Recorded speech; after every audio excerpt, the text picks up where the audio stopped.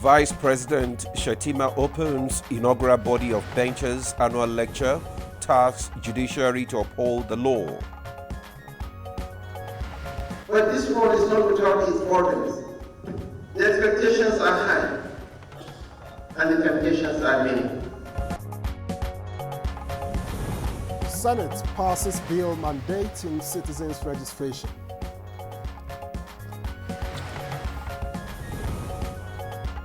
Pray that this bill will ensure that we have proper record and proper data to plan not just for the current generation, but for future generations of Nigerians. House of Representatives moves to strip presidents, governors of immunity. Everything we are doing here is to provide for uniformity. And on Good Morning Nigeria today, we discuss enforcement of laws on articulated vehicle movement.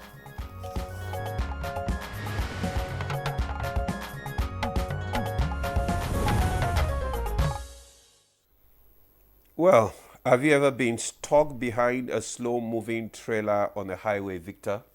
Stuck. Isn't that better? Consider dodging one with a loose container. And yet these articulated vehicles are the backbone of Nigeria's economy, hauling everything from fuel to food across the country. True, but their increasing numbers raise big concerns. Road safety, gridlock, even environmental hazards. So what's been done? The laws exist, the enforcement agencies are in place, but somehow the chaos continues.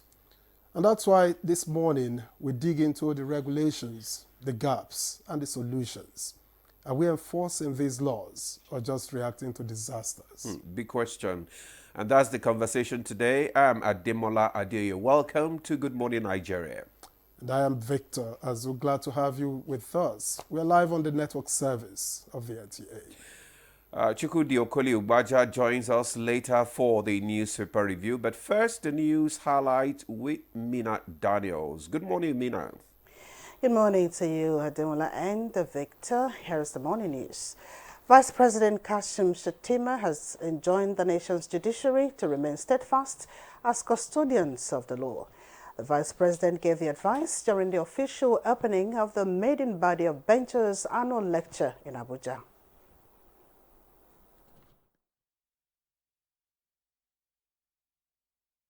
But this world is not without its burdens. The expectations are high, and the temptations are many. Yet I urge you, my lords and eminent jurists, to remain steadfast. To borrow the words of the eminent jurist Lord Atkin, justice is not a wasted virtue. It must be allowed to suffer the scrutiny of reasonable men. Well, promotion of law and order is an acceptable practice in every society, helping to facilitate relationships between people. When criminal offenses are committed by individuals against another person, they are made to undergo the process of law. Now the Nigerian government is putting in place a process to promote mediation and dialogue between offenders and their victims.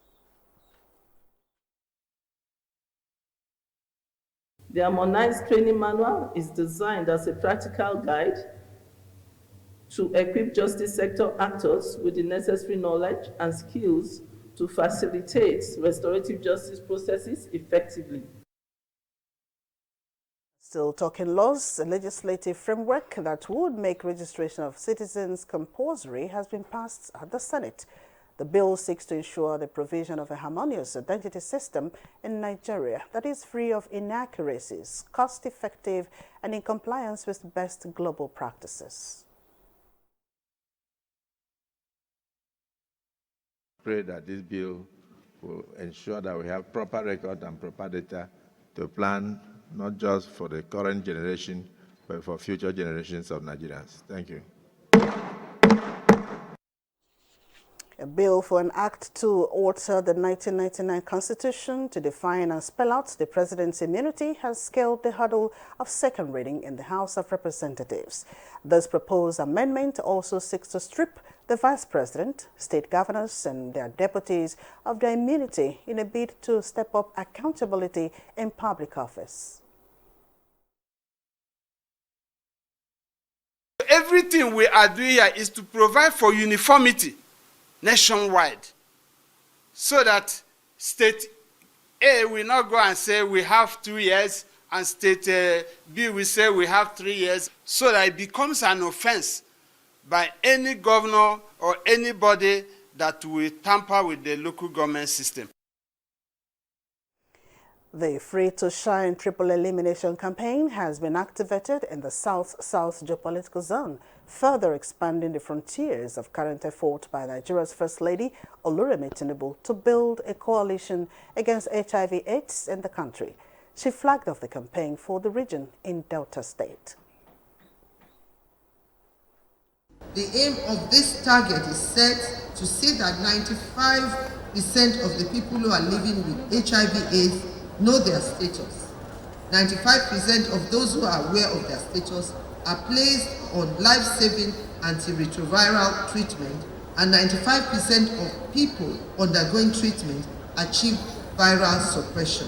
We must deepen engagement with traditional faith-based institutions to address cultural and religious influences on HIV prevention behaviors. The federal government has declared Monday, 31st of March and Tuesday, April 1st, 2025 as public holidays to mark Eid al-Fitr.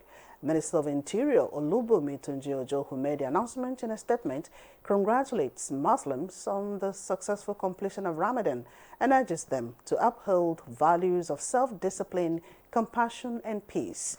He calls on Nigerians to use the period to pray for national unity and prosperity while celebrating responsibility and supporting the less privileged. The minister extends Eid Mubarak wishes on behalf of the government, hoping the season brings happiness and fulfillment to all. And those are the highlights of the news at this time. Good Morning Nigeria continues with Ademola and Victor after the commercial break. Please, then go.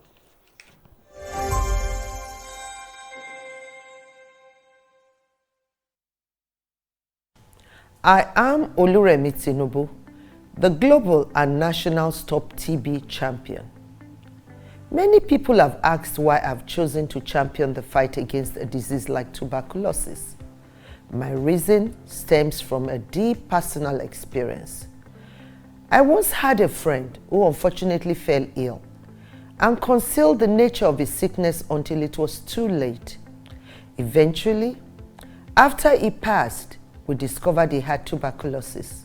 Sadly, due to the stigma and discrimination surrounding the disease, he would not speak up or seek for help. His death was a painful reminder that we could have intervened and saved a life if only we had known earlier. Tuberculosis is an airborne disease that primarily affects the lungs, but can also impact other parts of the body. Being airborne means anyone, regardless of their socio-economic status, can contract it. In Nigeria, 1 person dies of TB-related illness every 7 minutes, amounting to 206 deaths every day. Globally, 1 person succumbs to TB every 25 seconds, which is a staggering 3,456 lives lost daily.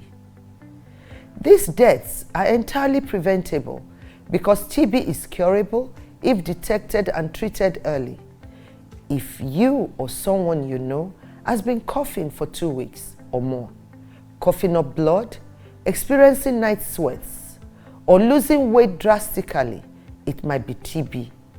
Please visit the nearest government hospital or primary healthcare center for proper diagnosis and treatment. TB treatment is free in all government and some private health facilities. Let us also remember not to stigmatize or discriminate against TB patients or those who have been treated for TB. Individuals who have been cured of TB cannot infect others. I call on all stakeholders, especially the private sector, to join us in the fight to end TB in Nigeria. Together, we can make a difference. Remember, TB anywhere is TB everywhere. End TB by 2030. Yes, we can.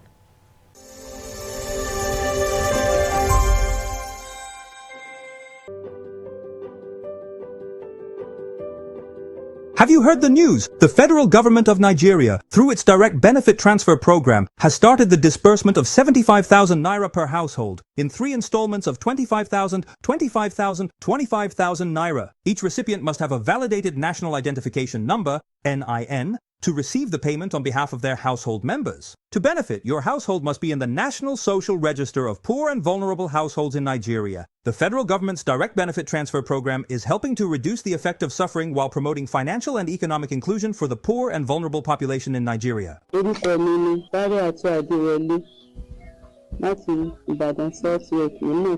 Ìjọba fún wa ní 75,000. NIN mi àti káàdì láti lọ gbà.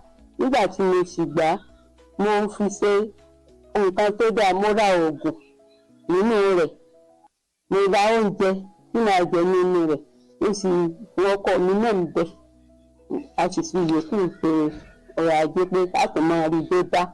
A dúpẹ́ lọ́wọ́ ìjọba wa òkè. This message is brought to you by the Federal Ministry of Information and National Orientation, Federal Ministry of Humanitarian Affairs and Poverty Reduction, in collaboration with the National Social Investment Programs Agency, National Social Safety Nets Coordinating Office, and the National Cash Transfer Office.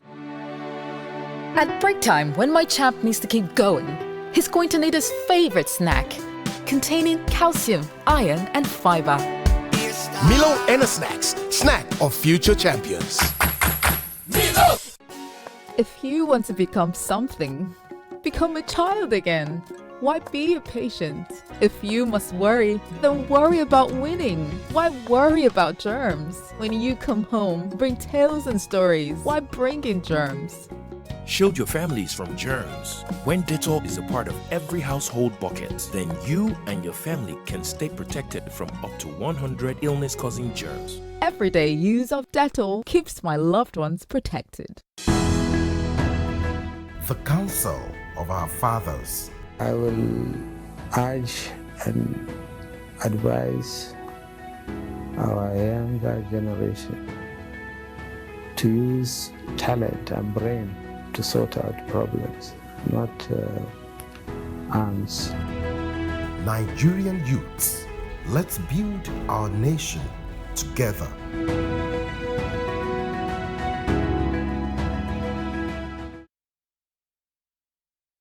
The Nigerian national flag represents our country's history, culture, and identity. It was designed in 1959. The colors are Emerald Green 2.0, which represents agriculture, and Immaculate White represents unity and peace. Know how to handle our flag.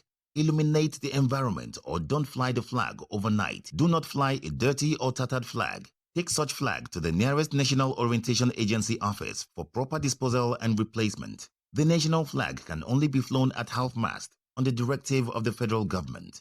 The national flag must be flown at the same or higher height when displayed alongside other flags.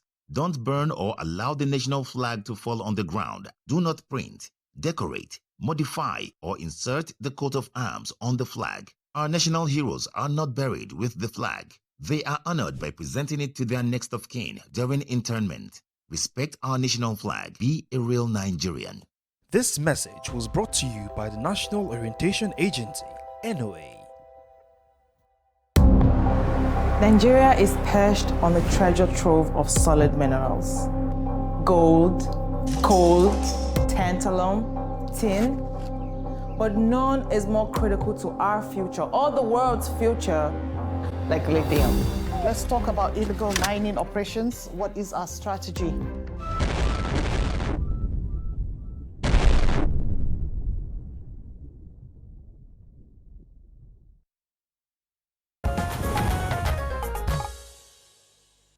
Thanks for staying with us. You're still on to Good Morning Nigeria on the network service of the NTA. Up next is Newspaper Review.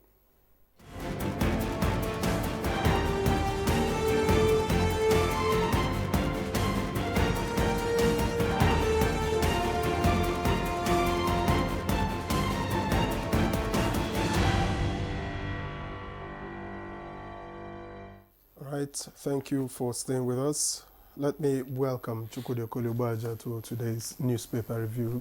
Good morning. Victor. How are you? Very Good well. morning. Demo. Yeah. How you doing? I'm doing great, and you?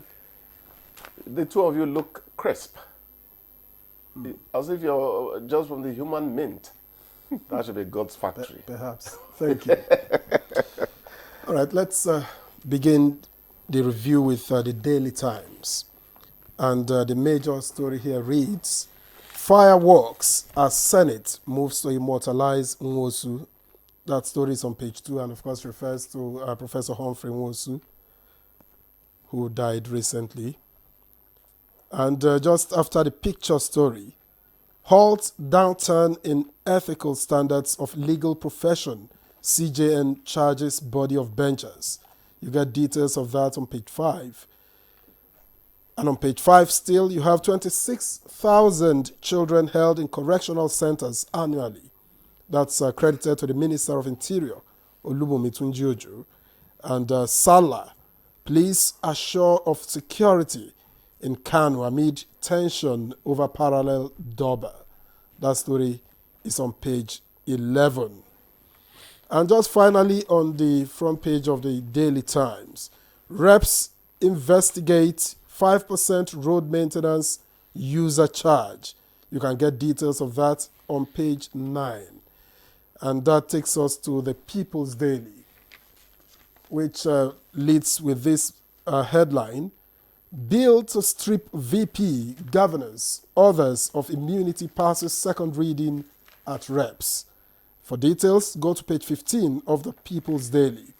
And just below the nameplate, Senate urges Ministry of Communications to review increase in recent data costs. For details, go to page 3. And just beside that, INEC notifies Natasha Akpoti-Uduaghan of petition seeking her recall. Copies Senate. That story is on page 7. And after the picture story just below it, man arrested with $578,000 at Lagos Airport faints in court. You get details of that, how he fainted on page 7. And the final 3, just at the bottom of the front page of the People's Daily. Shettima to judiciary, don't submit to blackmail. That's on page 2. DMO declares 1.09 trillion naira sukuk proceeds. That's on page 4. And still on page 4, we are intensifying efforts to standardize made in Aba products. That's according to SON. Again, that's on page 4. Demola. Okay, thank you, Victor. I have the Daily Trust newspaper with me. And just below the nameplate, Lakurawa kills 2 customs officers, 1 other in Kebbi. Details on page 6. Senate pushes for lower data prices. Details on page 30. Recall, INEC confirms petition notifies Natasha. Details on page 11. Constitution Amendment, immunity debate. What is good for the president is good for vice president. Details of that story can be found on page 3 and 4. Then we have 112 persons killed in Niger tanker explosions in 3 months. Details of that story can be found on page 24. CJN raises concern over unethical conduct of lawyers. Details on page 5. Niger's Chiani sworn in for 5-year transition period. That's details on page 6. And then we have the front page picture where the Vice President, Kashim Shettima, Chief Justice of Nigeria, Justice Kudirat Kekereekun, alongside others during the official declaration of the maiden body of Bencher's annual lecture and public presentation of the report on the directions of Legal Practitioners Disciplinary Committee in Abuja yesterday. Chooks. 113 persons killed in Niger tanker explosions. 112. Yes. And you naturally return, that's a grim harvest. And you're talking about the deaths of human beings. Were they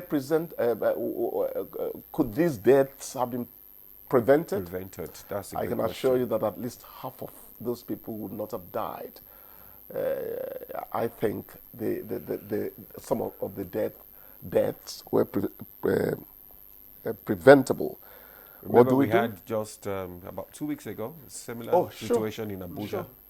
The problem I have with these situations is that even as you complain about that which should not happening, the next occurrence is a matter of when, not if. That's not good for us. It means that we're paying lip service to things that are at the core of human existence.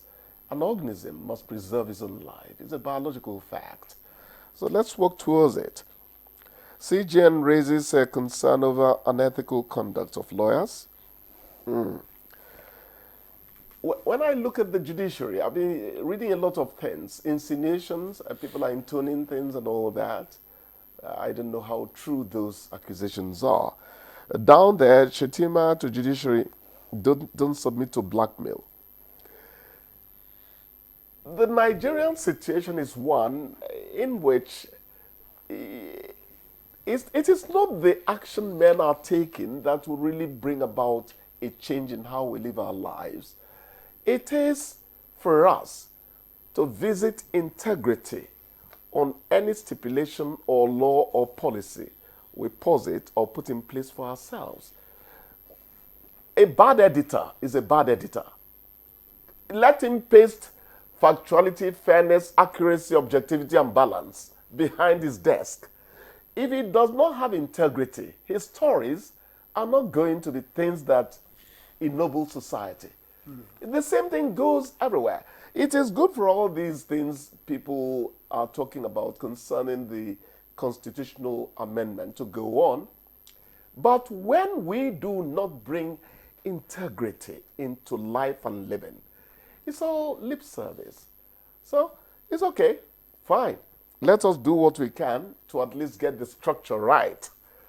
Because they will tell you that in the United States, it is not as if scoundrels, bad men are not there. It is that the system is arranged in such a way that you cannot get away with certain things. So to that extent, maybe these things we're talking about would work. But the final tally is one that percolates everything about decency of the human character into the well-being of the people of Nigeria. It's one of the issues that were discussed yesterday. That's the way I see it. You know, it's one of the issues that were discussed yesterday. I mean, it all boils down to the mindset. Yes. Changing the mindset, Changing the mentality the mindset. of living and let live. That is the thing. Those things we read. Did you go to the farm after school in pants in those days? And then you see one big lorry. Honesty is the best policy. And we will all echo it. Necessity is the mother of invention. There was one in Yoruba. I never knew what it meant. Oloru haiku or Oloru something. Demo, please. What, you have murdered it. Okay, so the next, the Senate is pushing for lower data prices. Demola, I don't know how data vanishes from my phone. You just murdered it. Okay, whatever I did, I murdered it. You can reconstruct it. Okay, that's your access. Senate pushes for lower data prices. Demola, it is not just that the tariff has increased. The data itself is vanishing. It's reducing. I don't know. No, because the tariffs, when the tariffs increase, the idea is that the amount of data you could purchase with a certain amount that you used to purchase with a certain amount, you can no longer purchase with that same amount. The amount of data you get becomes reduced. And then so does the time of usage. Hold on. That's what it is. I am saying that 24 GB, whether na Toro Bayam or na Shishi, does not last as long as the 24 GB I was buying before. Chooks, Wait, Victor, no. Have you noticed that most of the items that you buy now, despite the fact that the prices have increased, but the quantity has reduced? You remind me of the woman at UK Market who stuffed things under the what, you just buy, what our conscience will say, that does mean all basket. these fizzy drinks, you just Tomato buy them. no reach as it's supposed to be again. Yes, But buy the fizzy drinks, you find out that you just have the bottle and you are paying 500 naira. Have you not noticed? It's the same thing with all these canned food like sardine and all that you find 3 or 4 before. Now you just get just 2 little ones in the can. Where is this leading us? I don't know.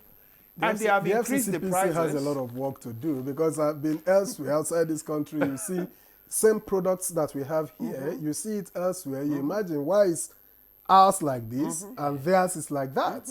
The quality is much better, whether in taste or quality just and look. quantity. We lost conscience. You know, so we lost conscience. There must be an ethical reorientation, revolution, renaissance in this country for us to move. Well, it's not just this country. Obasanjo was saying the other time that democracy has not worked in Africa. I disagree with him a lot because it's not democracy that is the problem. It is the attitude of men to democracy. What is it about democracy that does not encourage you to have a good life? Why is it working? We are the problem. Why is it working there and it's not working is it here? working perfectly though? The thinkers, Plato, who proposed the idea of democracy, we also predicted Victor, its lapses it is and working. the eventual fall of democracy. The Germans have just conducted an election. That's just 3 weeks ago. Within just 9 hours, everything was there. It's working for them. Why is it that ballot boxes are still being snatched even when card reader, or what are we using now? Demo. It's like same way for every client and for every people. It's like this African proverb. It's like the danger with this generation is that they want to eat dinner in the morning. They want to eat dinner in the morning. They want to make it in one day. Demola, the people who leave billions for their children, I call them fools. I'm sorry. What are they going to use their life to do if you leave so much money for your children and all that? Well, Chooks, that's a story for another day. Thank you for coming. Gentlemen, thank you so much. Yeah, we'll take a break now. Good Morning Nigeria continues. Stay with us. Nigeria, ready to breathe cleaner air and save money? Let's talk about gas. Drive with CNG, the smart, cost-effective choice. Fill up for less and travel further. Save money, save the planet. Switch to LPG for cooking. It's cleaner, healthier, and better for environment. Say goodbye to smoke and eye problems. Do you know Nigeria is a gas nation ranked 9th globally with over 209 trillion cubic feet of gas reserve? Gas isn't just for cooking and driving. It powers industries too. Cleaner, cheaper, and more efficient. And the best part, conversion centers are popping up everywhere. It's never been easier to switch to gas. Join the cleaner energy revolution. Choose LPG for cooking and CNG for your vehicles. Clean energy for brighter future. This message is brought to you by the Office of the Honorable Minister of State for Petroleum Resources, Gas, supported by the Nigeria Midstream and Downstream Petroleum Regulatory Authority, NMDPRA. If you want to become something, become a child again. Why be a patient? If you must worry, then worry about winning. Why worry about germs? When you come home, bring tales and stories. Why bring in germs? Shield your families from germs. When Dettol is a part of every household bucket, then you and your family can stay protected from up to 100 illness-causing germs. Everyday use of Dettol keeps my loved ones protected. The Nigeria Coat of Arms is the official seal that represents the authority of the Federal Republic of Nigeria, hung on the wall behind the seat of the principal officer of the government, supported by the portrait of the serving President of the Federal Republic of Nigeria. It has 7 features. The black shield stands for Good Earth of Nigeria. The silver wavy band stands for the confluence of rivers Niger and Benue. The 2 white horses stands for dignity. The yellow flora is a common wildflower throughout Nigeria. The red eagle stands for strength. The wreath is in our national colors of green, white, green. The motto, unity and faith, peace and progress, is written on a beautiful yellow ribbon, and it's a maxim for all Nigerians. Be a real Nigerian. The counsel of our fathers. My advice to these young people is please do not take us back to those harrowing days. You probably do not know what it is.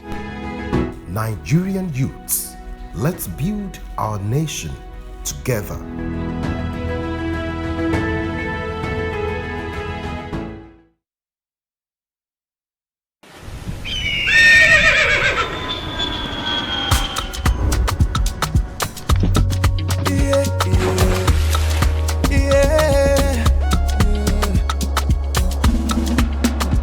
From the Atlantic across the savannah to the Sahara, we rise, a land of the free, we know they tire. We dream great, our spirit is undying. Resilient, rooted like palm tree, we sway in colors, with undying deeper, we bet solutions, we ignite passion, yeah. Ethnicity is unique, we have more than destination. We are Nigeria, strengthened in unity, we know they carry lives. We are Nigeria, together live the dream of a land with great destiny. We are Nigeria. I am the real Nigerian. Brought to you by the National Orientation Agency, NOA. Welcome to Silver Oasis. Silver Oasis, a TV series dedicated to aging and older persons in Nigeria. Be part of this series and discover the transformative programs crafted to give a new lease of life to our senior citizens, courtesy of the National Senior Citizen Center. The National Senior Citizen Center is the oasis for the senior citizens. For thought-provoking discussions on aging, geriatric social care, and issues that matter most to our senior citizens. Silver Oasis. Silver Oasis. Silver Oasis. Tune in to Silver Oasis on the network service of the NTA every Saturday at 10:05 p.m. Silver Oasis, improving the quality of lives of senior citizens.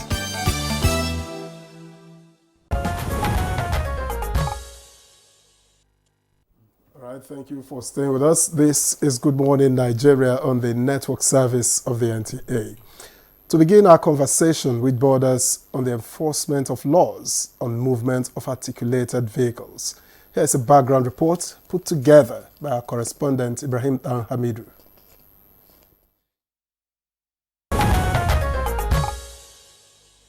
Enforcing laws on articulated vehicle movement is crucial for Nigeria's road safety. The recent devastating truck explosion accident at Karu Bridge and many others, which claimed lives, caused injuries, and destroyed properties, highlights the urgent need for stricter regulations.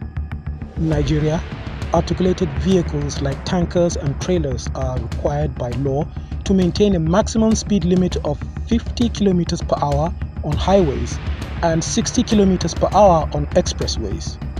However, the prevalence of accidents involving these vehicles suggests a lack of adherence to these regulations. The Federal Road Safety Corps, FRSC, is responsible for monitoring and enforcing compliance with safety standards for articulated vehicles. A critical scenario that demands attention is when trucks carrying heavy loads descend on slope highway roads during rush hour or ascend amidst hundreds of smaller vehicles and massive traffic. In such situations, speeding at 50 to 60 km per hour is not only reckless but also potentially catastrophic. These vehicles must adopt a snail's pace for safety, if not banned totally from driving in such traffic.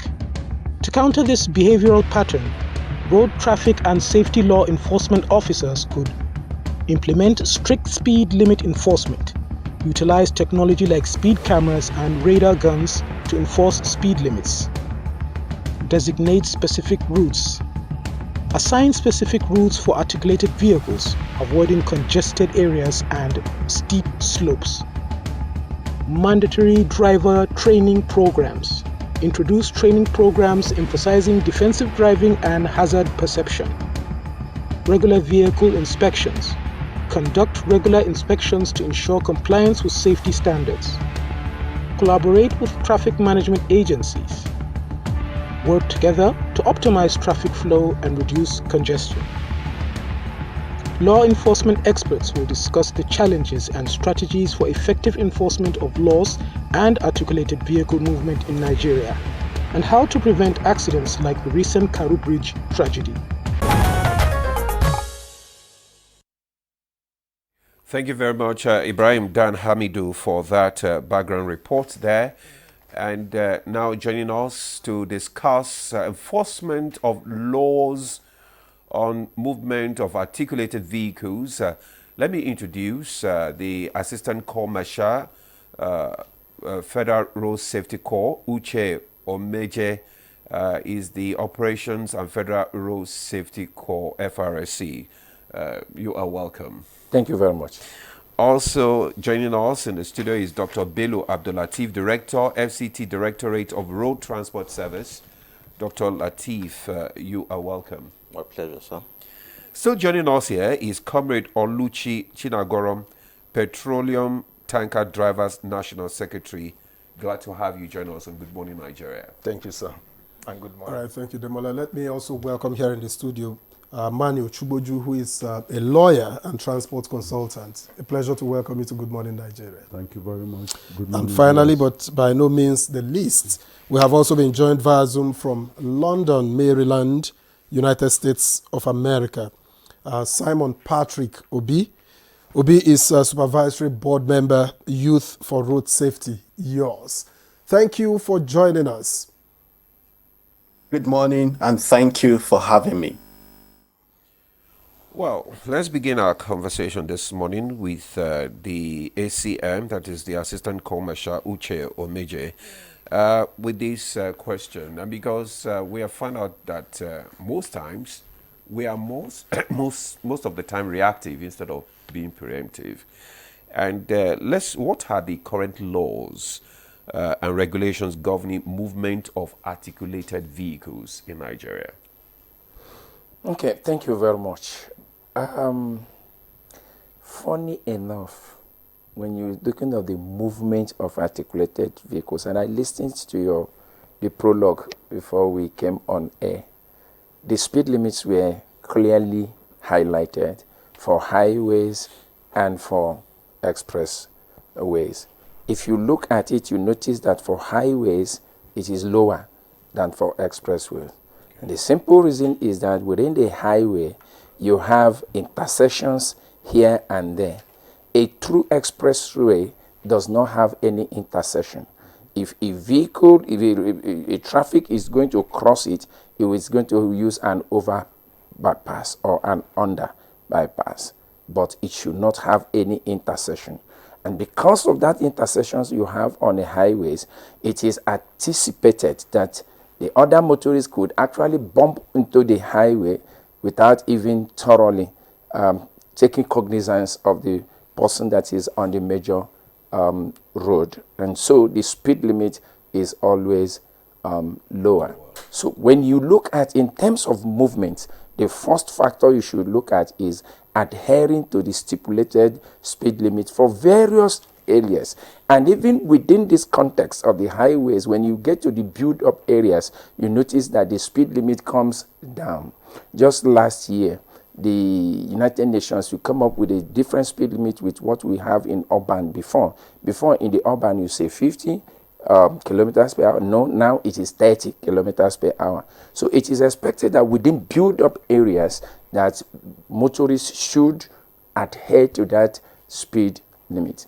The next thing is in terms of restrictions in various states, and this differs from state to state, and that is actually within the state laws. For example, if you are in Lagos, you notice that Western Avenue, there is a time belt for trucks within those areas. in FCT also, within the route in question where the 19th March incident happened, I am aware that FCT also have its own limitations in terms of when certain vehicles should ply that.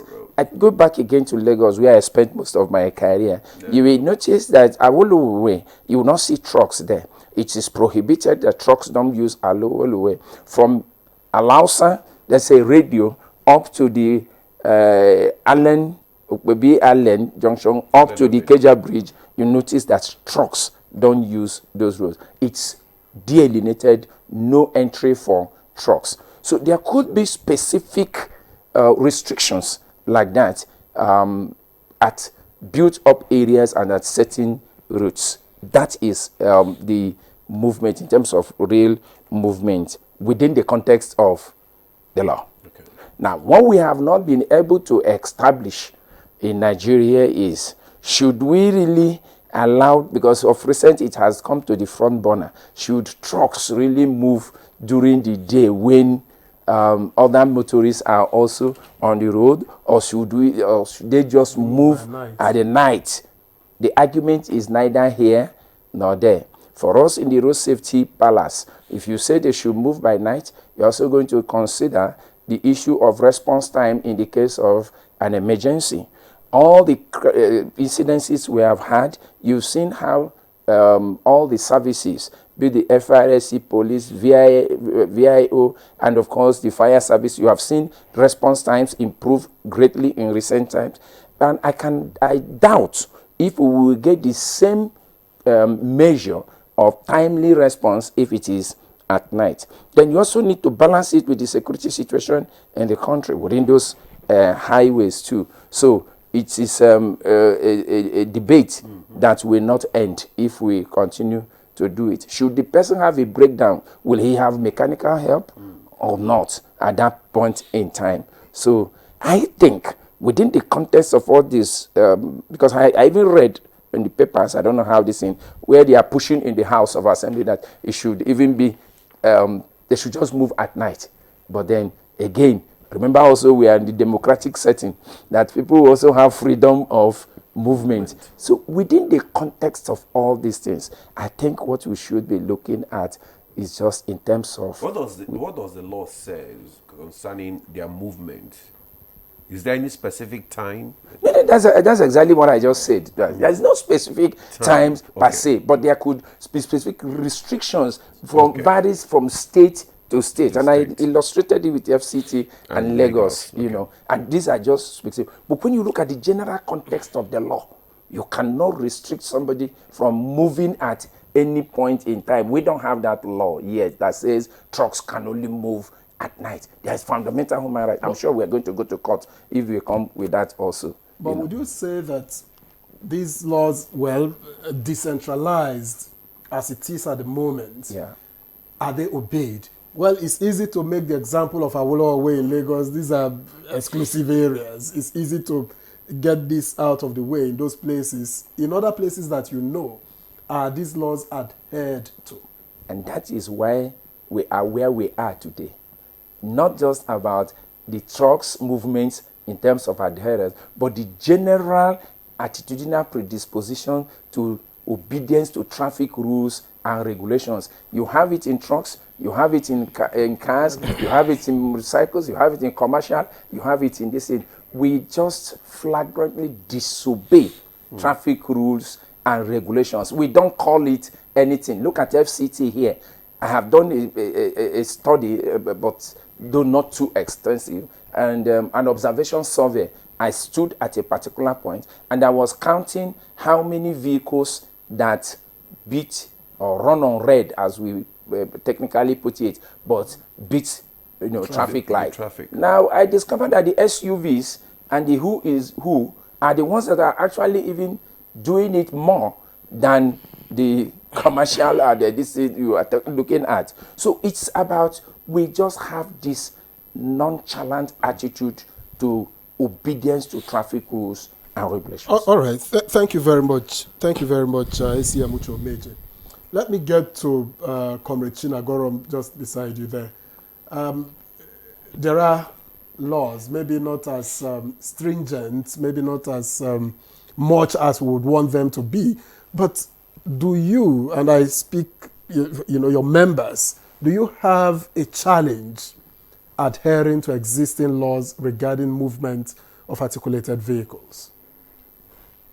Thank you very much. My name still remains Comrade Oluchi Chinagrom. I am the National Secretary, Petroleum Tanker Drivers Branch of NUPENG. For instance, the leadership of our great union has immediately gave an order on a ban regarding to night driving. This night driving has caused a lot of damages in our dear country, Nigeria. And it was on that note that the leadership of the union says there should be no night driving. As it stands now, our members, we don't drive at night. We do not in any way drive at night in order to avoid any road accident. Another thing the leadership of the union has done. But are you saying that road accidents are likely to happen more in the night? Because I'm trying to, so that we make sense of it. In the night, the roads are freer because not a lot of people are moving at night. So is that the challenge you have, accidents? At night, we all know that not everybody will be able to see clearly at night. And we all also know that some of the articulated vehicles, their headlights are not very bright. Why? Why? That is because some of them lack maintenance. But because of the lack maintenance, it was another reason that the union says we should not drive at night. And again, we all know that there are certain areas where we are not conversant with. There might be a bad spot at that road. And when you get there by sudden, it will lead to fatal accident. That is the reason why they said we should not drive at night, so that we will know exactly where we are going. You will be able to identify the exact place you are going, how the road is being fixed. That is why we don't drive at night. Thank you very much. Do you regulate the activities of your members? Yes. What I mean regulate their activities, making sure that they are in good form. For instance, you are using glasses now. Yes. All right? Yes. But I've seen most of these articulated drivers, none of them, not one single, is using, glasses. Are you telling me that their eyesights are perfect? That's one question that I want to ask. Because you see all these drivers, and there was one particular vehicle that I, boarded one time like this. I was traveling. Then we had issues with this airline thing and all that. I had to travel from Abuja to Lagos. The man couldn't see. I had to be looking. Okay, stop. We are almost hitting that car. It was like the two of us were driving that vehicle until we got to Lagos. Well, so how do you people? So how do you? Tell us. Thank you very much, sir. I want to clearly let you know that the leadership of our union had an engagement with Leadway Health Services across the country with over 2,000 hospitals to give our members adequate medical care when the need arises. They check their eyes, they check everything that needed to be checked to be sure that they are very fit to apply on the road. So these are the things our leadership are doing to make sure that our members are very safe while plying the road, in order not to cause any accident, in order not to cause anything that will bring havoc to our dear country, Nigeria. We all know that accident has taken so many lives and properties of our dear people of our country. And it was on this note that our leadership had this engagement with Leadway Services to make sure that our members are properly checked when the need arises before they apply the road. Okay, we'll come back to you now, but then let's go to Dr. Bello Abdul Latif. I want you to tell us, what are the major challenges? Because I know that you are in charge of the Directorate FCT Road Transport Services. So tell us, what are the challenges, facing the enforcement of all these laws? Thank you. First of all, let me lay support to what my colleague from Road Safety has enumerated earlier. In addition to availability of laws, I think there are other conditions that we need to look at. It's not just about speed limit alone. It's about looking at certain, conditions that, precipitate accidents. One would be like the road character, because experience has shown that some of these accidents happen, at certain particular, areas.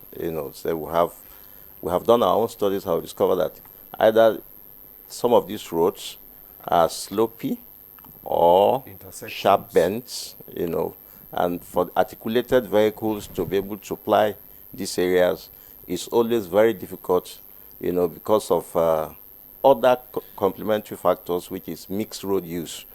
Now, using the same road with other smaller vehicles, taking into cognizance variance in their braking, distance systems and all that, and then couple with attitude, which is equally a subject matter for discussion, So, in 2010, the FCT administration, because of the peculiarity of that Nyanya-Kefi road, initiated, truck timing restriction, that articulated vehicles should only be allowed to apply that particular, not just that road, all the, highways leading to the city, following our traffic patterns, because we have two level of traffic, in the FCT.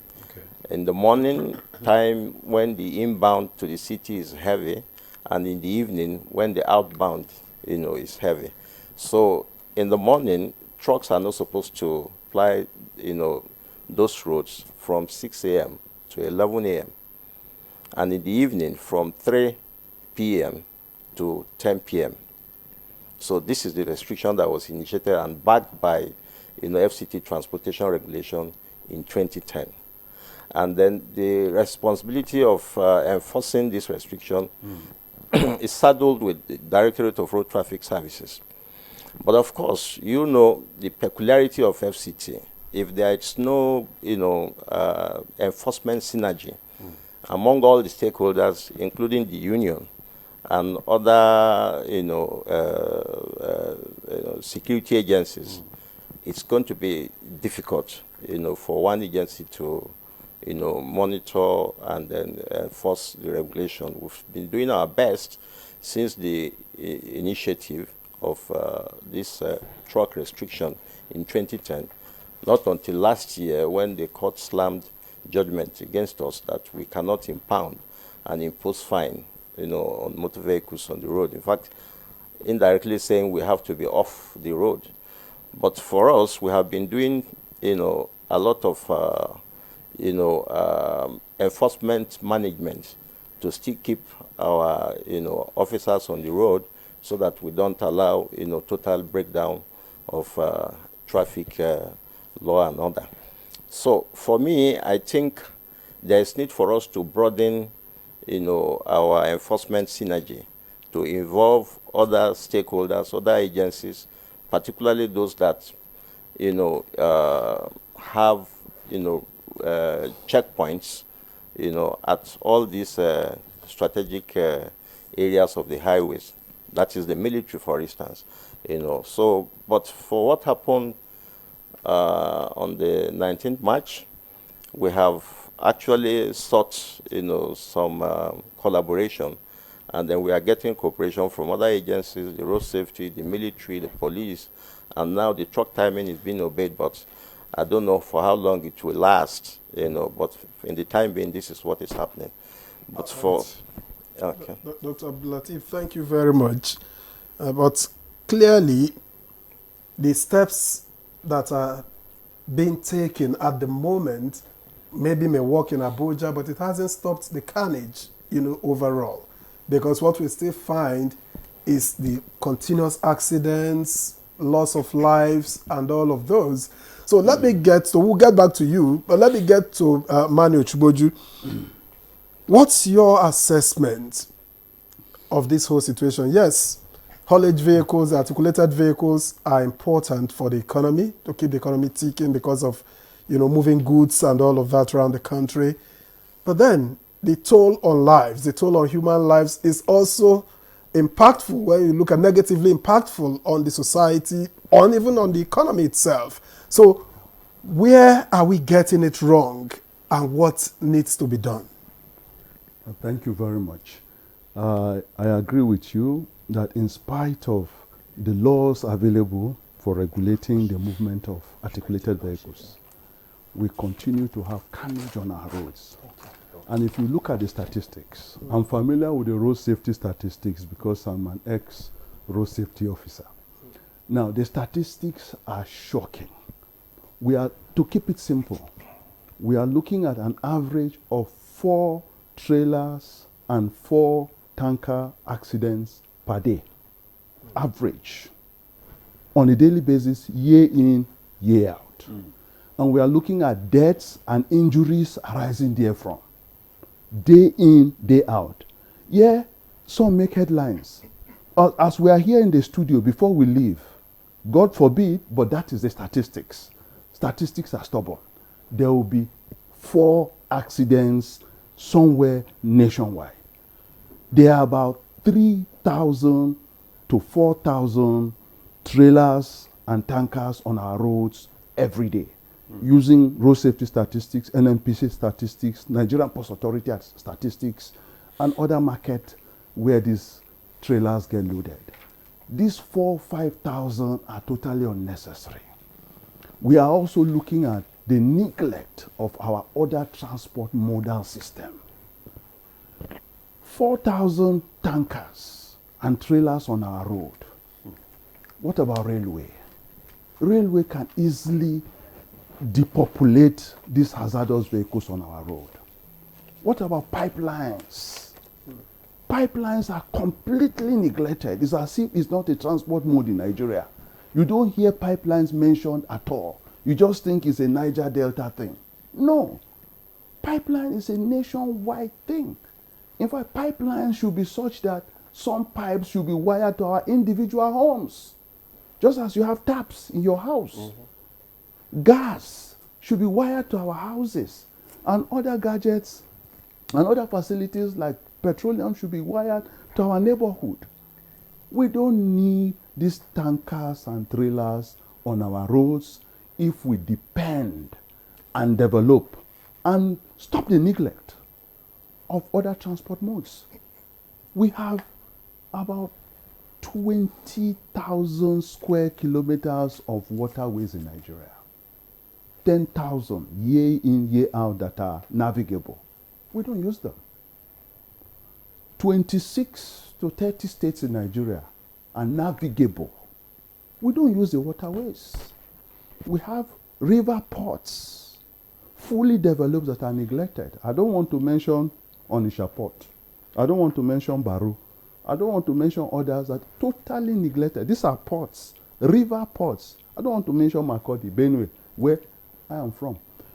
All these are totally neglected. Everything is road. The concentration of our transportation on just road alone. We are looking at road safeties are here, VIO are here. We're looking at 85 to 90%, which is totally lopsided and wrong. We're not even talking of the damages to these vehicles. No pen. They are here, they will affirm what I'm saying about damages to their vehicles on a daily basis. Daily. The vehicles are damaged, they get burnt, they get destroyed. The goods they are carrying get damaged, they get burnt, they get destroyed. So if they can attest, why are they not using, other means to transport their products? It is the false economy of it. Because they have this feeling that we must be on the road. You don't have to be on every road. You don't have to be. You can just go to a railway station and pick your goods from there. You can go to an NNPC depot where there's a pipeline and pick up your goods from there. You don't have to travel all the way to Lagos. We have tank farms in Lagos. Road safety have given them standards to use for loading, for safe loading. Safe to load trucks. But these tank farms neglect it because they want to make profit. So because vehicles have to come to tank farms in Lagos, 80% of our tank farms are in Lagos. And it shouldn't be that way. What about Warri? What about Calabar? What about One? What about the other places? Distributed. So this lopsided economy on transportation is one of the major problems we are dealing with. So dealing with roads, dealing with regulation is really palliative. It's really palliative. The fundamental issues, the neglect of our modal transport system, intermodal. Just deal with waterways, deal with railway, deal with pipeline. If you deal with these three things for a start, it will significantly, in fact radically, transform this issue that we keep discussing year in, year out. I was just discussing with my colleague here. We've been on this issue since 1988. We were just young graduates from the university. 1988, this same issue. We deal with road transport owners, NUPEN, the various unions, year in, year out. There are programs already in place from 35 years ago. But the statistics don't go down. It doesn't go down. It's just that when one disastrous hazard happens in Lagos or in Abuja, it makes headline. What about the one in Borno? What about the one in Calabar or in Ogoja or in Otukpo? What about the one in Owerri that people don't hear of? What about the one in Kebbi that you don't hear of? That will run into a market and destroy things that journalists are not there to cover, that our smartphone users are not there to cover. Daily basis, and we'll be on it since 1988, and the statistics have not gone down. All right. Thank you very much, Barrister Mani, for your opening remarks there. Let's bring in our Zoom guest, Simon Patrick. Let's hear your perspective on these articulated vehicles. What are the gaps that you have observed in the current regulatory framework, and how do you think they can be addressed? Well, thank you so very much for that important question. First, the gaps that I've observed, and it's not just related to Nigeria, but it cuts across, but more in countries, in low-income countries such as Nigeria, is that road safety is not an interesting subject. It's not an interesting subject because these things that happen on our road are all preventable and avoidable. That's one thing we should all be aware. I mean, the stakeholders on the studio have clearly stated some of the approaches, and there is no basis to dwell on that, but to just pay attention around the interest of road safety. I believe personally that it has come of age that our roads system, or the safety and emergency situation, need to be declared on the road. And it is clear, if you look at the statistics of people that are being killed on our road on a daily basis, they are staggering. We're losing human beings, we're losing our valuable resources. Transportation is the biggest or the most vital aspect of every country economy. It drives issues such as, it drives economic activities such as market, school. It connects people to job opportunities and boost the economic of nation. According to the World Bank statistics, if you look at the amount of resources we lose on a daily basis, or country lose, as a result of crashes on our road, it is enormous. Country lose as much as 3 to 7% of their annual GDP. And if you put that in in currency. That's billions of dollars. And so we can reduce these losses by increasing interest, because at the end of the day, we're losing life, which is our valuable lesson. We're also losing our road infrastructure. Imagine a situation where the president or minister or even local government chairman, when they approach the traffic light, they stop before the traffic light. Imagine the lives that will be saved as a result of that just gesture. Imagine the number of lives that will be lost. But we live in a situation whereby, not so many of our leaders, pay attention to issues of road safety. And that can also be seen in the level of investment that goes into road safety. And then when you look at the budget of the Federal Road Safety Corps, it is nothing to write home about. And I'm saying this because I have worked in this sector for almost a decade, and I see the gaps, and I see what they're passing through. Nigeria is doing well by being one of the very first country to have a lead agency at the Federal Road Safety. Kudos to Nigeria, but there is a lot that needs to be done in terms of showing interest, in terms of increasing investment in this sector, in terms of acknowledging that road safety is such an important area of our economy that can boost all aspects of our economy, in terms of job creation, in terms of increasing income for the government, and everything. Everybody on the studio drove to the studio.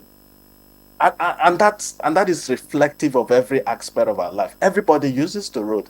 And so for the government not to pay attention to this critical sector in terms of investment, in terms of increasing budgetary allocation, it doesn't make sense. And the situation with articulated vehicle is not one that is not talked about. We saw what happened at Karu Nyanya Road a few weeks ago. We're seeing from your report, we also saw what happened in Niger State. Over 100 lives were lost. And these are reoccurring cases. The question is, what are we doing to stop this? There are evidence-based approaches that countries have put together to mitigate cases like this. And I'm not going to talk about some of the ones that have been mentioned, but I'm also going to highlight, things like, designated route and restriction, time restriction. These are low-hanging, safety protocol that we would need to, adopt. And this policy doesn't just have to be in the FCT alone. It happens in the FCT in the last few weeks. We've seen it happening in Niger State. It has to be a national policy. There has to be a national policy, especially in high-risk area.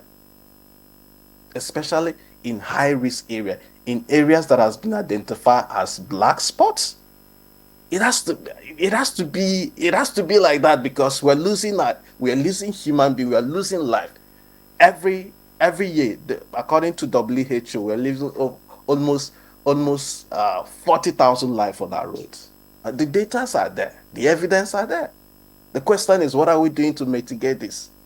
And so it has to be an interesting subject. That is my advocacy. It has to be a sector that is well invested in. And that is what countries that have achieved great success in road safety are doing globally. It has to also... Okay. Thank you, Simon Patrick Obi. Thank you for your contribution. Clearly, of course, having gone first round, it looks like there are several issues. We are talking about the state of roads. We are talking about not obeying laws. We are talking about developing other aspects, of transportation, so that you free up the roads a bit. But let me ask, of course, word on the street, many argue that reckless driving is the major issue because we are dealing with enforcement of laws and we are talking about, roads because that's pretty much what we have at the moment. But how much of it, Uche Omeje, how much of the challenge is due to bad roads? And how much of it is due to human factors? Before we go into the issues, what we don't have, well, we may not begin to emphasize at the moment. So how much of it is human error? How much of it is the road, from your experience? If you go through all literatures you can lay your hand on, you will see it, that the predominant factor is the human factor.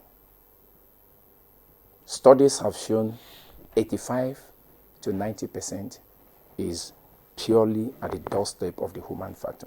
And who are these human, when we are looking at human factor, what are the elements involved? The key element is the driver. He is not alone in it.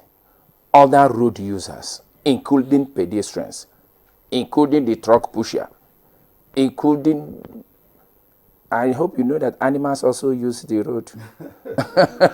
At the FCT today, you are driving, you are also seeing cows on the road. So, but let's look at that the human element involved is, when we look at human elements, you look at everybody that is using that space called the road, including you and I. Have you also considered, I'm sorry to cut in here, if you say human factors, do you also factor in maintenance of vehicles? I mean, Comrade Chinagorom has already admitted that some of their people don't maintain their vehicles. Because you see a vehicle that is dangling, carrying a big container, you are wondering how is this going to get safely to where it's going. It's not about driving now. I'm coming there. When you also look at the human factor, even within the context of the scenario you have painted, he said during his listening that some of these vehicles lack basic maintenance. Who is supposed to maintain the vehicle? The human being. Who knows that my vehicle has brake issues and I need to see the mechanic before I can go. I do not need to manage it. If you take away 85%, the remaining 15%, you share it between the road and the vehicle. Because there's the mechanical factors and the environmental factors. But there is something that has been said here that we must not sweep under the carpet. All over the world, crashes do occur. The magnitude is what makes our own what it is.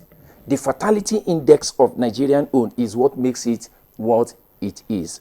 And honestly speaking, like my colleague said, except we begin to develop other alternate mode of transportation, we will just be like the children of Israelites in those days, moving round and round and round and round the circle. Where went somebody was just saying, and when he was saying, I was taking notes. The truth of the matter, you did ask, I say, why are they not exploring this other mode of transportation? You can only explore what you have. You do not explore what you don't have. Where is our narrow gauge? We started building the standard gauge. And I was happy when the thing started, people can now commute from Lagos to Ibadan. And suddenly that is the end of it.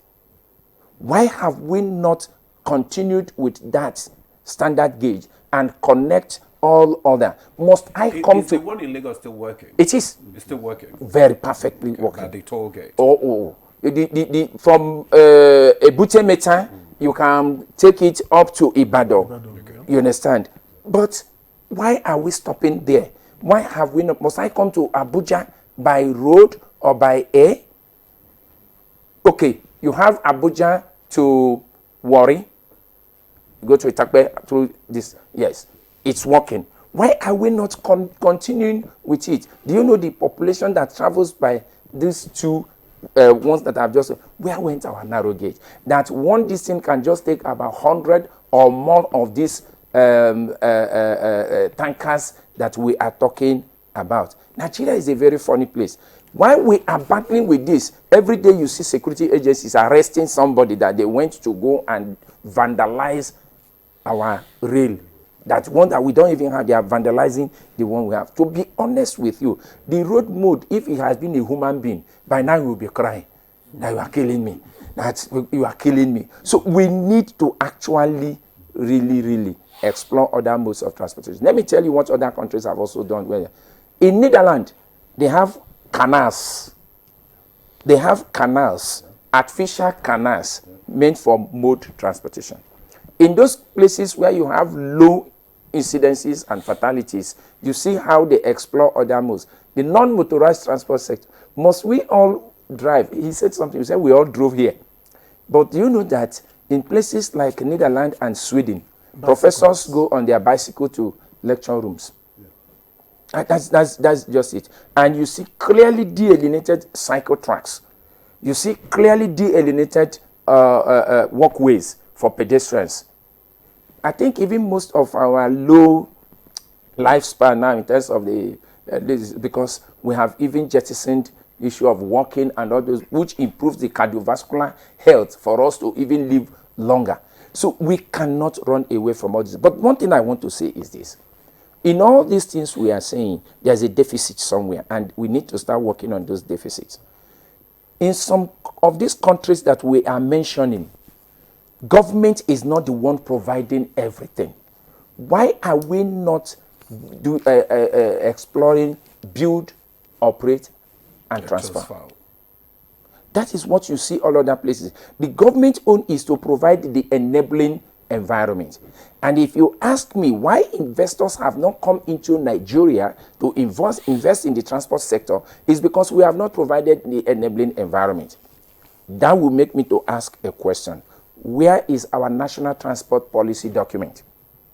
It is still lying somewhere unapproved. I was privileged to be among the personnel that reviewed that document up to its final stage. That document has not seen the light of the day. If I want to invest in Nigerian transport sector, I want to see what they have. I want to see the enabling environment they have to ensure that my investment will be secured. What do you consider enabling environment in this case? Oh, I will not come and build infrastructure today and tomorrow you use one law to revoke what I have done. That is exactly you have to make it environmental friendly for people to come in and make sure that they will be able to recoup their investment when there is that uncertainty that they are not going to. And you must have clear-cut policy documents on all these things. I said build, operate, and transfer. That is because the government, our economy is not smiling for the government to do everything. So allow them to come in, allow private investors to come in, and I'm happy that the present government is now creating that enabling environment gradually. Okay. We have the Akwanga. That's a Jos. If you're going to Jos now, you notice that we have started towing again, and they are building. They are towing it, and this thing. I mean, most people don't know. Nothing comes free, even in Freetown. We must be able to have roads, good roads, built. Let's pay the toll and have good roads that are well maintained. We have also looked and secured. We have also looked at the issue of having delineating truck routes. We know those truck routes. The only problem is getting those truck routes in good condition so that the trucks can actually use it without crashing and all those things. There is a technical working committee now being coordinated by the Nigerian Midstream and Downstream Petroleum Regulatory Authority. And in that committee, we're looking at, because Ministry of Works is also there, we're looking at FRSC, Ministry of Works, and other stakeholders. Can we take a look at all these truck routes and see how we can actually come with clear-cut truck routes until we begin to develop our rail system the way it should be, and now have these trucks so that all trucks must go through those routes. Why some of them avoid those routes is because, in all honesty, those routes are not in the best of the conditions. But the good thing is we are seeing that we are going somewhere as a government now, that maybe sooner than later there will be light at the end of the tunnel. But we need to be very, very serious about it. But if we do all of these things, yes, and we don't have vehicles that are well maintained, how are you going to stop the carnage? Commissioner Gorom, are you enforcing, the maintenance of vehicles amongst your members? Yes. we are doing that. And I want us to understand that there's a checklist provided by the government and other stakeholders in the oil and gas industry. Before any trucks goes in for loading, that truck must be properly checked according to the checklist to ensure that they are fit for loading. If the truck is not fit for loading, it will not be allowed to go in for loading. With this checklist, it is now making it mandatory that when the truck is found faulty, they must surely go for repairs before coming back for loading. Without that, they will not be allowed to load. We have the road safety in all the tank farms across the country. We have our union roads, our union vehicle inspection officers. We also have the companies, that is the tank farm safety officers. These three teams, they will all join together to inspect any truck going in for loading. And when they ascertain the truck, okay, that is when it will now go in for loading. I still want us to know that accidents are caused. They don't just happen, but they are not intentionally caused. Accidents are not intentionally caused. Accident is an unexpected event that carries out negative consequences without the intention of the one involved. That is to say, no one will intentionally involve himself in any accident. We have a lot of factors that led to accidents. Just like the road safety has mentioned, we have human errors, mechanical failures. We also have the environmental factors, even inadequate safety measures. All these things contributed to road accident. But what our union is trying to do, what they are doing, is making sure that the trucks are properly maintained. The trucks are properly maintained. And again, like I said before, it's not only about the truck. What about the human element, the human factor now? Now you said earlier that you train your members. Yes. Do you collaborate with the FRSC? Of course. I mean, in the training, because yes, it is important, because what kind of training do you give to your members? We give them training on safety. During this training, we involve the Federal Road Safety Corps, we involve the VIOs, we also involve the fire service members to make sure that all of them will be part in that training. All of them will also make speeches concerning safety on the roads, making sure that drivers drive to save lives and properties. Because when that is not done, their lives are in danger. So this training will help to make sure that accidents are mitigated, if possibly completely stopped.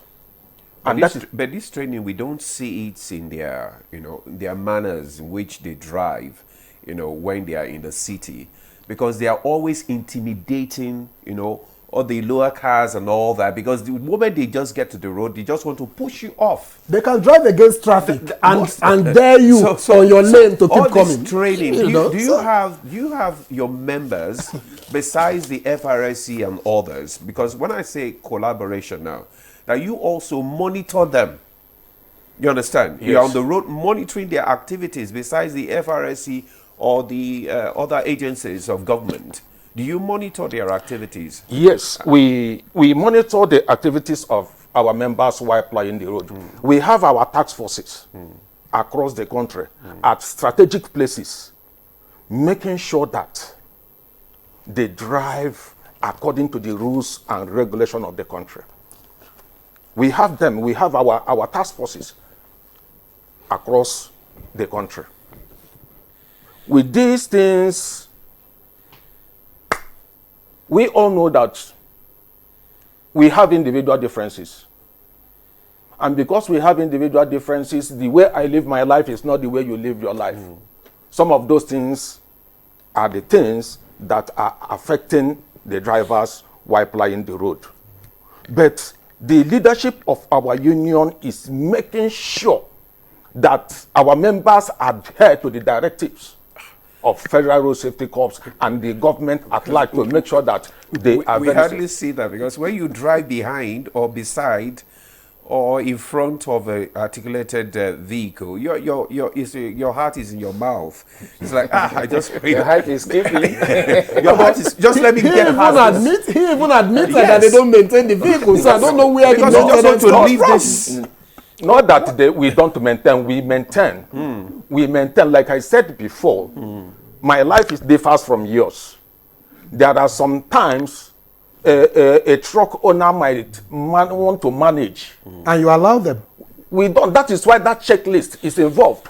We don't allow that. But they end up on the roads. They end up on the roads, we see them. That is why I said accidents are not caused intentionally. They are caused as a result of maybe deplorable state of our road, environmental factors, the inadequate safety measures. Now, I want to even ask, do you also involve the owners of these articulated vehicles? Yes, we do. When you are having this workshop and trainings, because the owners too must be involved, so that they will know the kind of danger when they put a vehicle that is in bad shape on the road. Because most times some Nigerians, don't let me say Nigerians generally, and some Nigerians, they are just after the money. How much are you bringing, on a daily basis and all that, but they are not concerned about the condition of the vehicle and also the state of mind of the drivers. When these trainings are going on, we don't just involve the drivers alone. We also involve the truck owners because they are also involved. They must be there because they are the owners of the truck. The resource persons will also educate them to make sure that their trucks are properly maintained before going in for loading. So they are also involved. Okay. All right. Comrade Oluchi Chinagoro, we gather that you have to leave by 8:30. Yes. So we just want to thank you very much for your contribution. Thank you, sir. And I hope that you will keep on speaking to your members, because all we want is safety on our roads. Yes. All right. Thank you for coming on Good Morning Nigeria. Thank you, We'll sir. take a break now. Good Morning Nigeria continues. Stay with us.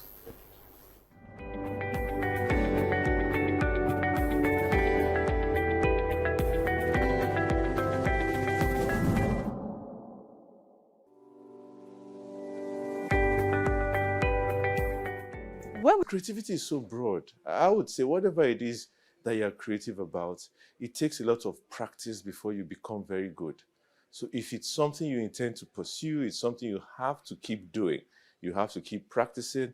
It's not going to be an overnight success, which a lot of people look for. But if it's something you're determined about, but the drawback rather, is that you need what is called staying power. While you're developing your creativity, you need to earn a living. So I know that's where the conflict usually comes in, especially with the hardship in the country and all that. But I think a lot of encouragement from the private sector to create incubator hubs. We've had some of those in tech. We need those across various sectors as well. Incubator hubs where these ideas can come in, be developed, be encouraged, be funded, and then we can expand it from there. Content creation, while it may sometimes get a bad rap, I think it's actually very important because we have to see ourselves. We have to see ourselves living our lives. We have to show and share our stories. I think that's very important. Now, the job after that is to be able to digitize those stories into something that can provide data and insights, that can ensure that we can be able to support whole-scale industry in these spaces, to ensure that the amount of money that each content creator is getting exceeds what is currently happening for many content creators. The same content creator who lives in Nigeria will be earning less than a content creator who's living in the US or the UK or Japan. And we've got to also bridge that gap, because most of that is being driven by the ability of the consumers to pay for those goods, and also the pricing that many of these platforms have. So I think this is not the job for the content creators and the young people. This is a job for people like myself in the ecosystem who can help support the right pricing, to advocate for the right policies, to support economic development for consumers who want to consume that information and that content. And even beyond content creation, we're seeing that many people are stepping in behind the camera. They are producers, editorial, they are graphic designers, they are in technology, but maybe not in front of the camera. And what we want to say is also, we need those people too. We need those stakeholders involved. And the job of many policymakers, DFIs, is to ensure that the strategic investments get there, the collaboration gets there, and we're deliberate in how we're saying we want to support innovation in our continent. There's an age group where your brain function is at its maximum, and that's the age group we call the youth, isn't it? So we need the youth, the younger generation, who have the energy, the imagination to be equipped with the proper education, the proper tools, the proper encouragement, and then take what innovation they bring out and turn it into mainstream developmental ideas. So you find a lot of things that are invented by people in school or straight out of school. We need our patent laws to work so that they can earn a living from their imagination. Once the imagination is just for a one-year festival or an event, then it's not worth it. Somebody creates something, we need to get our patent laws to work, we need to enforce them, and then the private sector can use those patents to develop things and encourage more people to be more creative. Back in the days, yes, you had to be an engineer, a lawyer, a doctor. Today we have programmers, we have AI specialists, we have people that are doing ethics on genetics. Those things didn't exist 50 years ago. So there are new areas that need to be explored. The question really, apart from the parenting, does our educational curriculum cater for what the needs of the world will be in the next generation? Because our curriculum is dealing with the issues of the past. We need the government and the private sector to redo the entire educational curriculum to be forward-focused, not retroactive.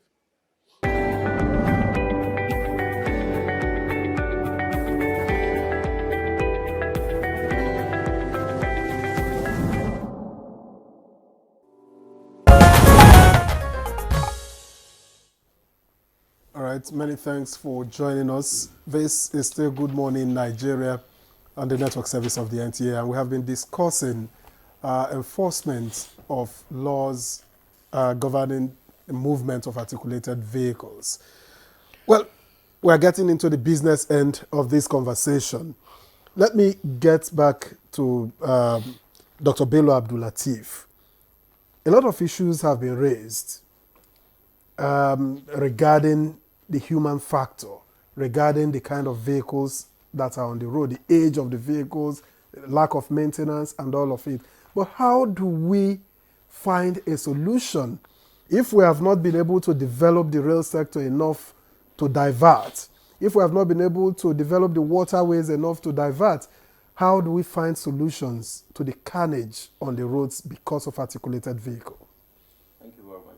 And then the first thing is that we have to begin to look at, drawing an active legislation around the operation of, articulated vehicles and truck, activities generally in the country. Motor Vehicle Administration, being a state matter, has allowed each state, to manage their, motor vehicle, differently, but we need to have a central plan, and then which means it will start from what specific age is required, for who should be an articulated vehicle driver. It's very important, but I know it's, from Highway Code, it's stated that about 26 years, but that is not being, respected. You now see children driving articulated vehicles, and there's no proper training school. There has to be a registered, proper training school for articulated vehicle driving. It's a special, skill that is required to drive an articulated vehicle because of its, the gross weight, So if we don't have an accredited special training school for these drivers where they will be trained, generically on everything revolving not just about defensive driving, but emotional intelligence, what should be their mood before they begin to put, that vehicle on the road. It's very important. And then we need to have active legislation on that. And then, again, it should be stated in line with international best practice that there should be a mental evaluation, mental and physical evaluation of who will be a driver, of this particular class of vehicles. It's very important. And until we have a harmonized and expanded, enforcement synergy, that involve all security agencies once this active legislation is enacted, so that it can be driven by, it doesn't have to be road safety, it doesn't have to be VIU, it doesn't have to be police. There should be a synergy, because until that happens, it's still going to be very difficult for us, to regulate the activities of this particular class of drivers and vehicles. And secondly, we should begin to look at our, urban planning. It's only in this particular climb that I see that, community opens directly, to the highway. But it's not done in most developed climes, You can't, like going to the airport now, for instance, you see, communities opening, even government offices opening directly to highways. And if you do that, it will generate secondary activities on the road corridor. And then if there is an accident, the collateral damage will be extremely, extremely high, like what happened in Niger State of recent, So we need to begin to understand that there has to be, a security buffer between a highway and even the fence, seeding a community away from highway on trunk roads. If all these things are, actively legislated upon, I think it will go a long way in mitigating the menace of the articulated vehicles and road crashes that we have been having in the country. Okay, Barrister Mani, besides strengthening the regulations and the laws concerning these highways and movement, what other means do you think we can adopt? What about, thinking about maybe employing technology, use of technology to leverage on it to improve the enforcement of laws on our roads? There are actually regulations for the use of technology. There are regulations for the use of weighbridge, for example. That the weight of vehicle, how much load can a vehicle carry, the axle load. The regulations are there for enforcement nationwide, but there are not enough weighbridges in the country. The few weighbridges that are available are non-functional. So again, it comes to what Dr. Latif mentioned about enforcement. There are not enough weighbridges. You mean you have already technology like electronic tracking system and CCTV? Oh, yes. Road safety has a tracking system. Traffic tracking system. They have tracking device, they have guns, they have tracking systems. Okay. Yes, they are there. So what's happening? Even some fleet owners have tracking systems. They can track their own vehicle. Some fleet owners, a few, not many. To know where they are. Yeah, to know where their vehicles are, so they can track them. Those are there. VIO, when they want to track, they can track. They have those technology in place.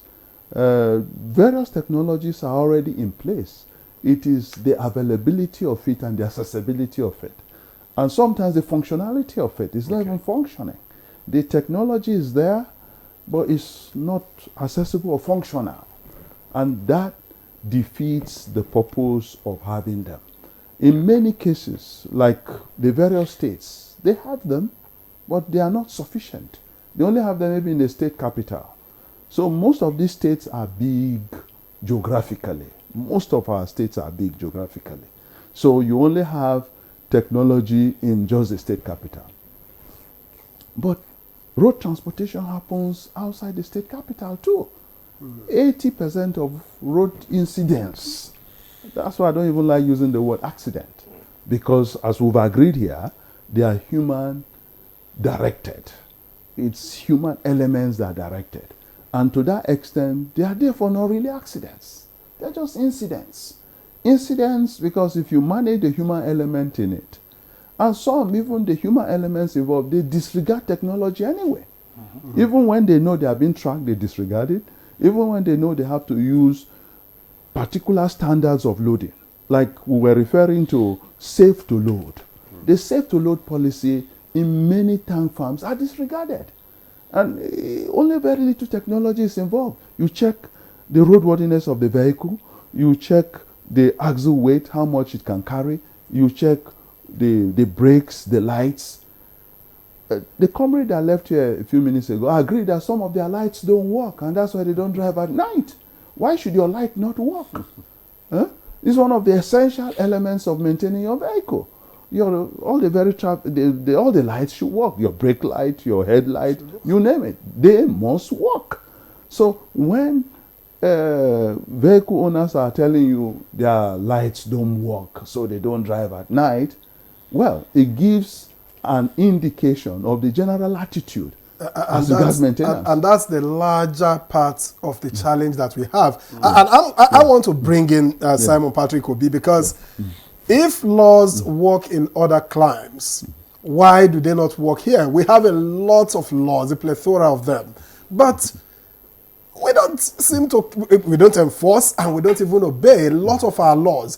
So what is missing, Simon Patrick Obi? What needs to be done?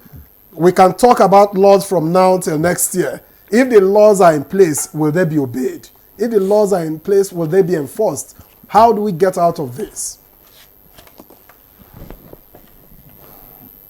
We have beautiful laws, but the problem has always remained enforcement. And I think the reason that is happening, it also, I will keep using the word interest, because this is what we have, found out to be a major issue. The political will to begin to focus in this area. We don't get to see the kind of political will and interest from all stakeholders. And we live in a nation whereby we think that accidents are orchestrated by demons, by evil spirits.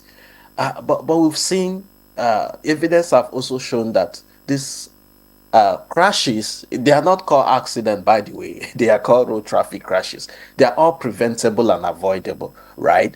And so the missing link is that interest.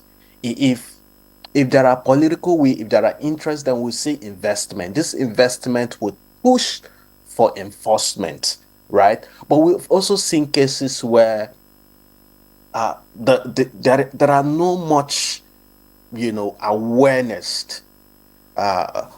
People are poorly informed in terms of what is actually the case.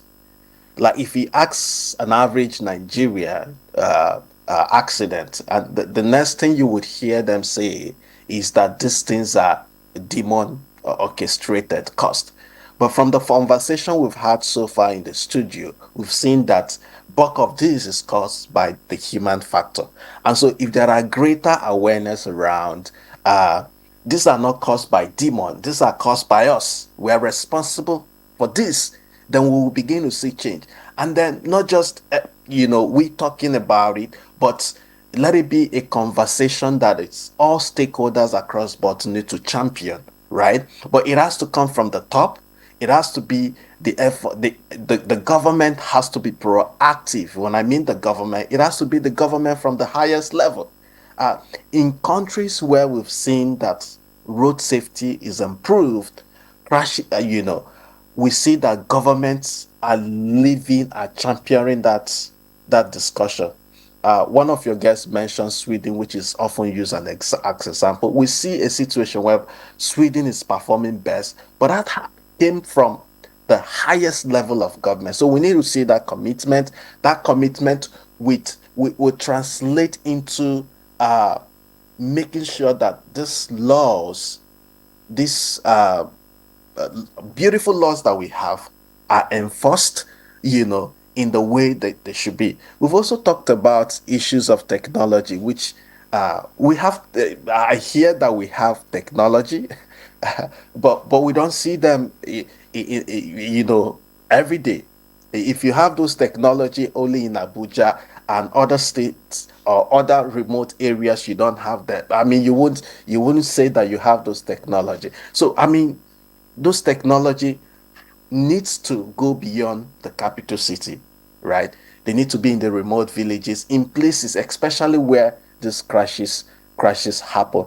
And then the common link, speeding is the biggest contributory factor to crashes. And so if we're able to reduce speeding by half, then we're able to reduce the number of crashes that happen on our way. And so I would continue to say that interest needs to be shown. There's need to be that strong political will. Again, we're losing human lives. We're losing our valuable infrastructure.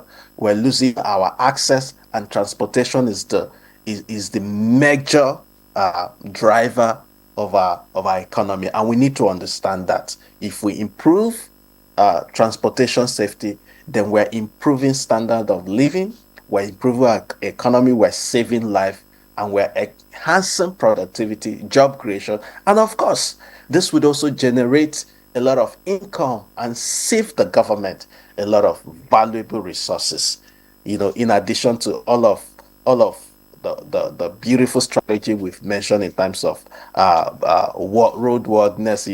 I believe strongly that one thing that would drive this process is when we begin to see that strong political will from government at the top. It has to be that. Your suggestion there, the need for strong political will. Yeah. And we know that for all these things to work, there is the need for especially road safety, to educate the public awareness, education. We found out that, most of these agencies, they do less of it these days. And like we said earlier, you always react instead of you prevent. Most of the time, most of these agencies are hiding. Instead of them to educate the public, the road users, on what to do, how not to go about it, they are waiting for you to just miss it. So when you miss the either the traffic law or whatever, they just grab you and you say, okay, no. They are hiding. Sometimes they will hide those traffic signs and they will cover it so that the road users will not see them. We have seen such before. Okay. So what is happening to all this public education, road awareness and all that? What is happening? A lot is happening. Yeah. It's just that when incidences happen like this, we think as if nothing is happening. But please, before I answer that, let me say something, because we talk of technology and we have not really exhausted it in terms of what we have done. For example, the Federal Road Safety Corps, we came up with a policy that all commercial fleet operators must have their vehicles installed with speed limiting device. Yeah, I remember. That's a technology. Mm-hmm. What are we using it to do? Address what our contributor on Zoom just said. Address the issue of speeding. Because if we can cut down on speeding, we are going to cut down on the fatality index greatly, by same proportion.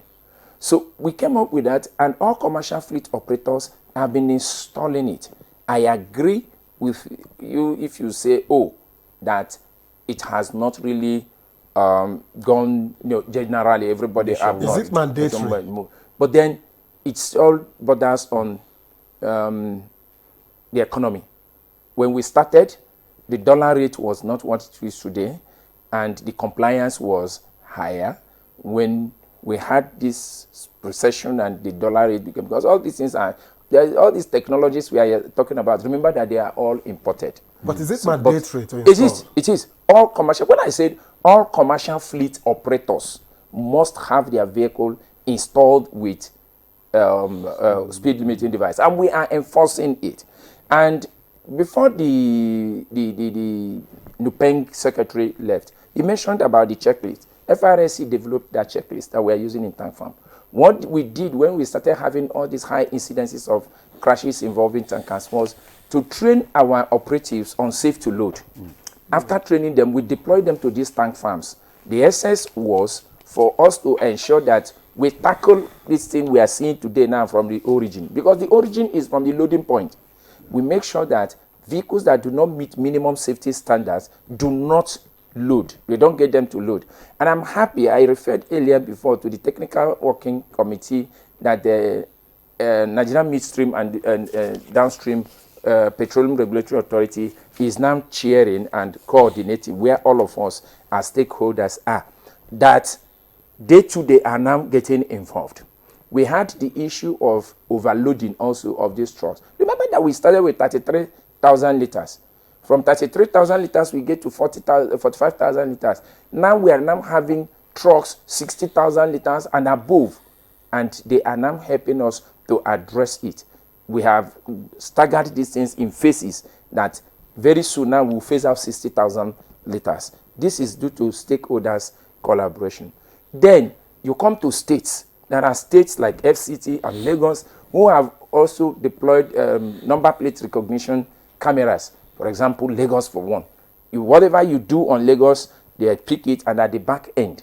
And you cannot do all these technologies without what FRSC have done. We created a robust database because all these technologies. Because of time, you need to just round it up. An issue of the awareness you are talking about is a daily thing.